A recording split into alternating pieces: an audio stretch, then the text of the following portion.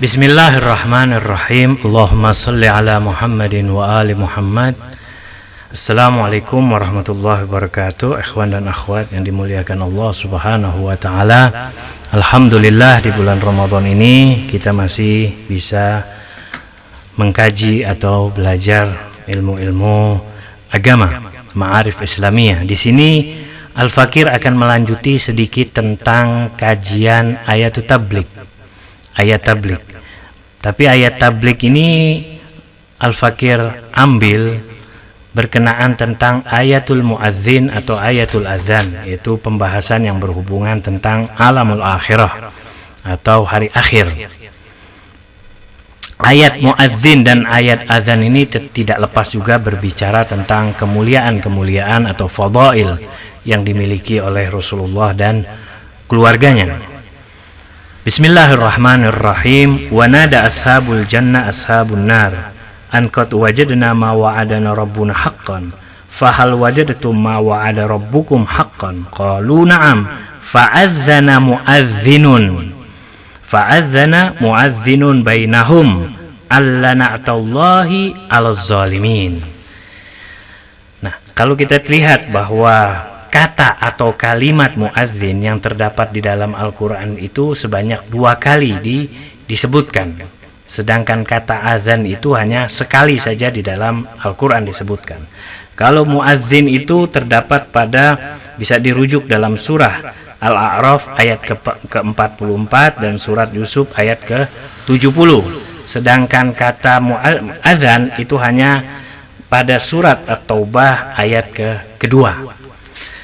Pertama yang harus kita perhatikan adalah azan secara bahasa atau istilah.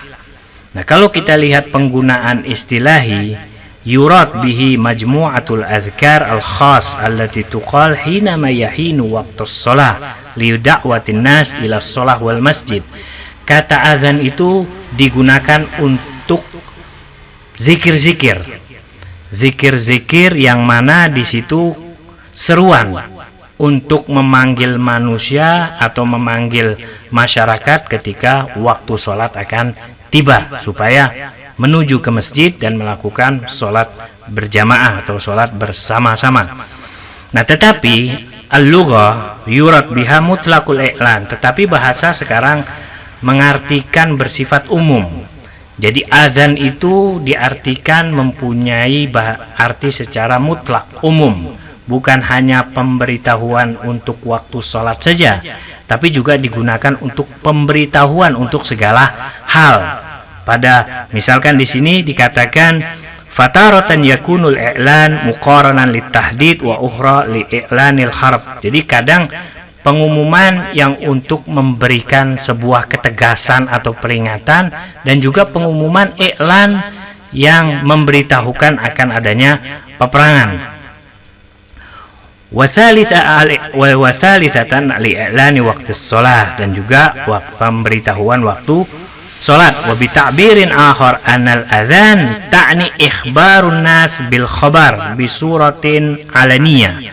Jadi azan itu merupakan berita yang diberitakan untuk masyarakat, untuk manusia dengan bersifat secara umum, yaitu bersifat i'laniyah, yaitu pengumuman.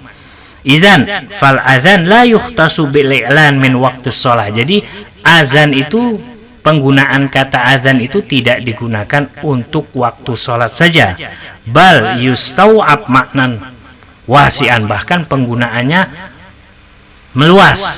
Di luar waktu sholat juga dikatakan sebagai azan atau i'lan. Hanya nanti azkar atau zikirnya saja mungkin yang memiliki perbedaan-perbedaan. Tapi kalau kita lihat kata azan itu, memang orang identik azan itu adalah menunjukkan waktu sholat, seperti Allahu Akbar dan seterusnya. Tapi ketika ada pengumuman yang pengumuman itu bersifat untuk halayak atau masyarakat, itu pun dikatakan sebagai azan, atau panggilan atau pengumuman ataupun seruan. Nah, ini adalah kata azan secara bahasa.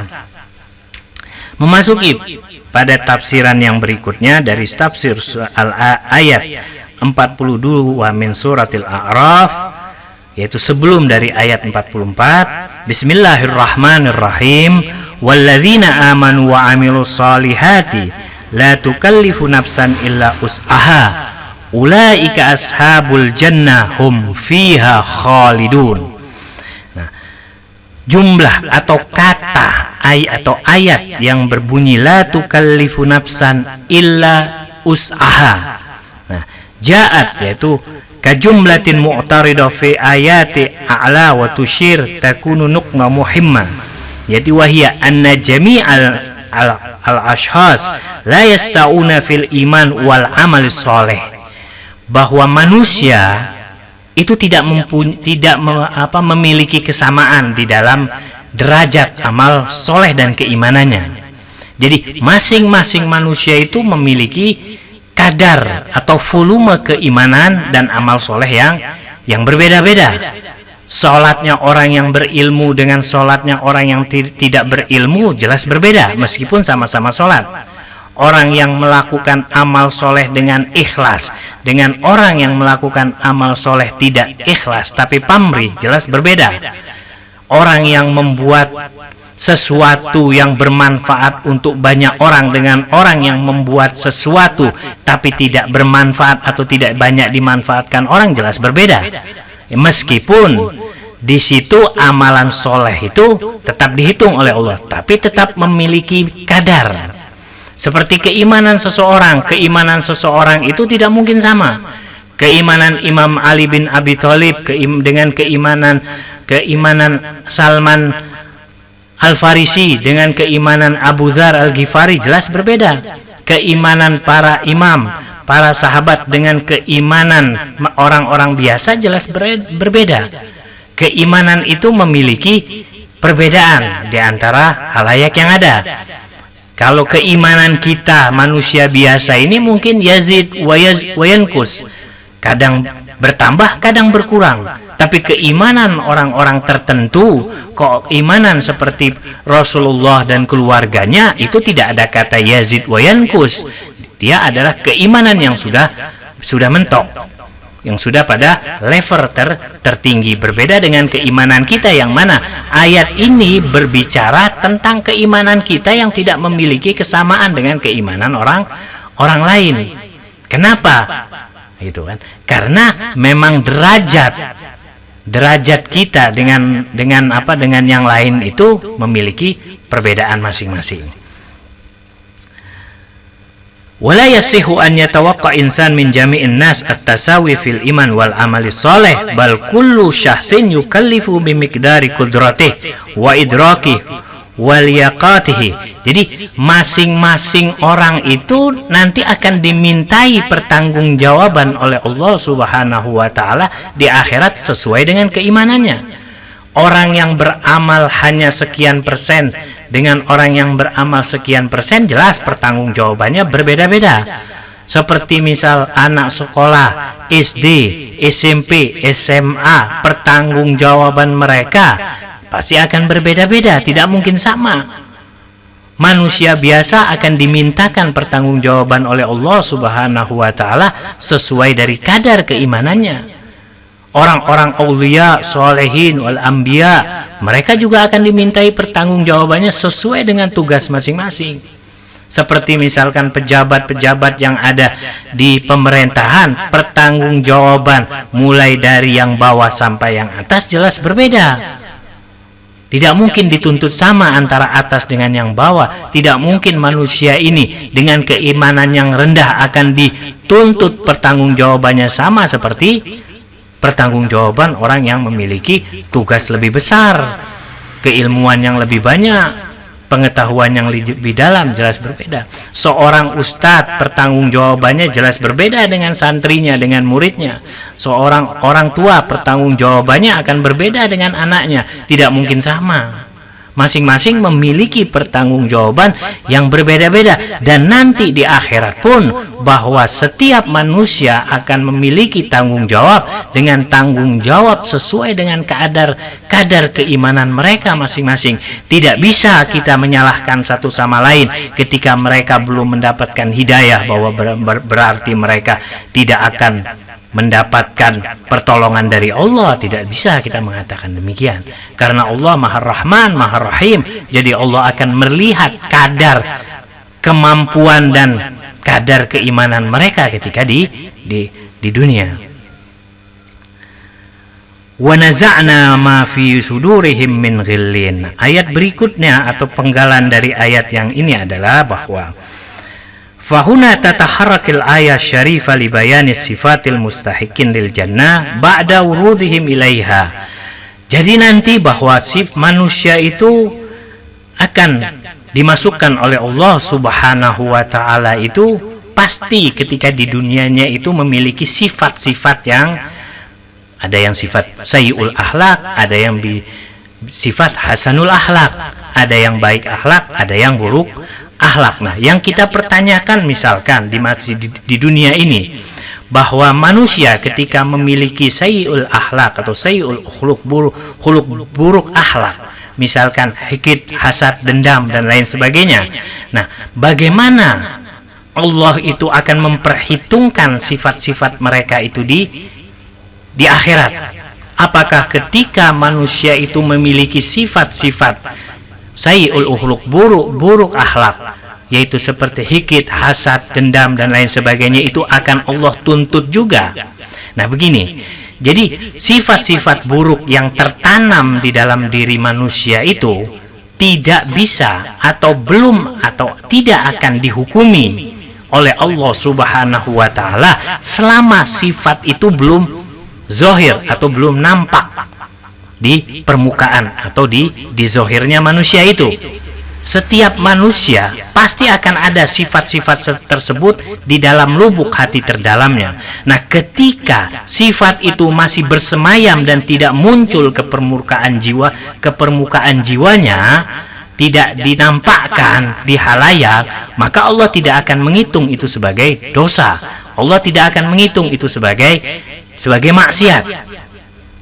Seperti misalkan air yang merembas, yang meresap ke dalam tanah dan berada di bawah akar-akar dari pohonan itu, terselip air tersebut.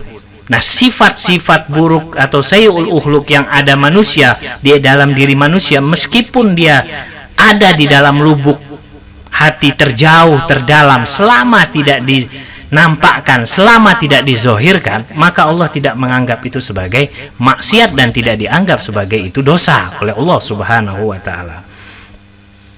Nah, kapan dan bagaimana? Pertanyaannya, hal ya'kul anna ahlal jannah ya'isuna al-hasad wal hikid wa ma'a dzalik yadkhuluna Allah al-jannah? Apakah Allah Subhanahu wa ta'ala akan memasukkan orang-orang yang seperti ini, seperti tadi, ke dalam surga? Jawabannya, yustafad min ba'dil riwayat anna ba'dad darajat al-khafifa lil jasad wal hikid yumkinuha an takuna ladal mu'min wa ma lam yazhar insan la tuhsab dzamban wa ma'siyah wa la tatanafa ma'al iman. Nah, selama tadi Al-Fakir sudah jelaskan bahwa selama sifat hikid, dendam, hasud itu tidak dinampakkan ke permukaan, maka tidak dianggap sebagai maksiat, tidak dianggap sebagai dosa, dan tidak bertentangan dengan keimanan orang itu. Karena standar dari amal soleh yang diterima oleh Allah Subhanahu wa ta'ala itu adalah keimanan, bukan masalah banyak kualitas atau kuantitasnya. Itu masalah lain. Masalah kualitas kuantitas itu masalah lain, tapi standar bahwa diterimanya amalan seseorang itu adalah keimanan. Selama dia beriman dengan usuluddin, apapun yang dia lakukan maka akan diperhitungkan oleh Allah Subhanahu wa ta'ala, lepas dari sifat-sifat tadi. Itu standar dari perbuatan amal seseorang. Wa may ya'mal mithqala dzarratin khairan yara. Kenapa Kalau orang non-muslim itu yang tidak beriman kepada Tuhan atau tidak beriman kepada usuluddin, tidak dianggap perbuatan baiknya. Banyak orang-orang non-muslim yang melakukan perbuatan baik. Nah, karena apa? Standar dari perbuatan baik itu adalah keimanan. Selama tidak ada keimanan, perbuatan itu akan bermanfaat di dunia saja, akan bermanfaat untuk orang lain. Mungkin orang yang melakukan itu yang non-muslimnya, dia akan mendapat pujian, dia akan dihormati. Itu hanya sebatas di dunia. Tapi ketika sudah masuk ke alam akhirat, alam perhitungan, nah itu berbeda lagi. Itu tidak akan dianggap. Karena apa? Standar dari perbuatan baik itu adalah amalus soleh, keimanan. Jadi berbicara tentang amal soleh itu, di sini Al-Fakir tidak berbicara masalah banyak atau dikit, tapi berbicara bahwa diterimanya sebuah perbuatan baik itu adalah keimanan. Seperti misalkan standar kita di pemerintahan ketika akan diterima untuk kerja itu apa? Ijazah. Kita mau melamar kemana saja di lembaga pemerintahan ataupun swasta, itu pasti akan ditanya ijazahnya, punya ijazah atau tidak. Kita punya apa, potensi melakukan sesuatu, atau kita punya kreativitas, tapi kita tidak punya madrak atau tidak punya ijazah, itu pasti akan tertolak. Karena standar untuk diterimanya di lembaga-lembaga pemerintahan atau swasta itu adalah ijazah. Meskipun orang itu pandai membaca, meskipun orang itu pandai bekerja, tapi kalau dia tidak mempunyai ijazah, tetap akan tertolak. Demikian pula.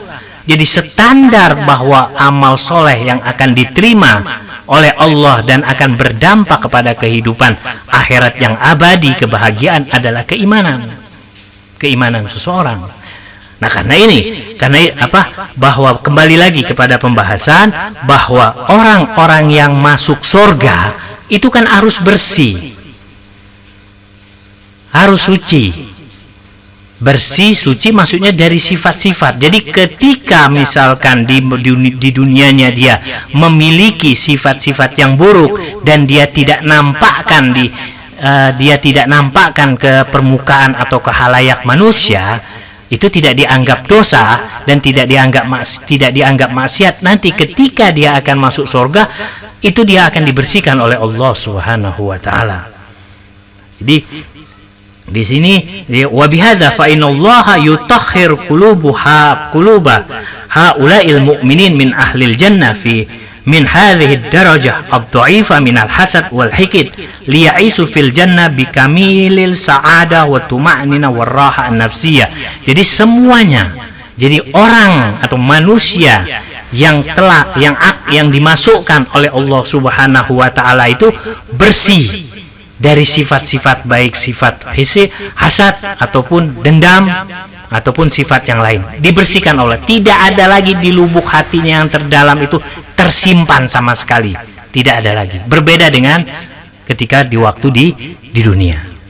Jadi perbuatan atau sifat-sifat yang buruk yang ada di dalam kita, di dalam diri kita, yang terpendam di dalam diri kita, selama kita tidak tampakkan keluar, kita tidak praktekkan sifat buruk itu, maka tidak dikatakan sebagai maksiat atau tidak dikatakan sebagai dosa.